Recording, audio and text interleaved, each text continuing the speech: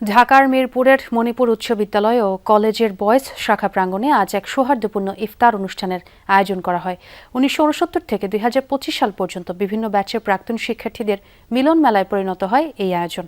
শনিবার বিকেলে আয়োজিত এই অনুষ্ঠানে ২ শতাধিক প্রাক্তন শিক্ষার্থী অংশ নেন। অনুষ্ঠানে স্মৃতিচারণ এবং পারস্পরিক সম্পর্ক উন্নয়নে নানা পরিকল্পনা বিনিময় করেন। ইফতার মাহফিলের বিশেষ আকর্ষণ ছিল প্রাক্তন শিক্ষার্থীদের সংগঠন মণিপুর উচ্চ বিদ্যালয় অ্যালামনাই অ্যাসোসিয়েশন মুবার অফিসিয়াল লোগো উন্মোচন। এ সময় মামুন হাসান, লুৎফি চৌধুরী ও ডাক্তার শাহ আলী আকবর আশরাফি সহ বিভিন্ন ব্যাচের সিনিয়র শিক্ষার্থীরা উপস্থিত ছিলেন। ঐক্য ও সংহতির মাধ্যমে ভবিষ্যতের শিক্ষা ও সামাজিক কার্যক্রমে অবদান রাখার আশাবাদ জানান তারা।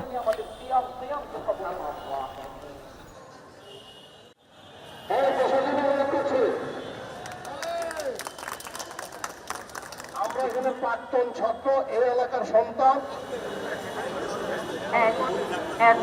এবং মণিপুর স্কুলের প্রাক্তন ছাত্রদের পক্ষ থেকে সবাইকে নিয়ে এই ইফতারের আয়োজন করেছে। এই জন্য আমি মামুনকে আমাদের সবাইকে একসাথে মিলে আমরা যেন আদর্শ মানুষ হতে পারি সেই তৌফিক আমাদের দান করে দাও।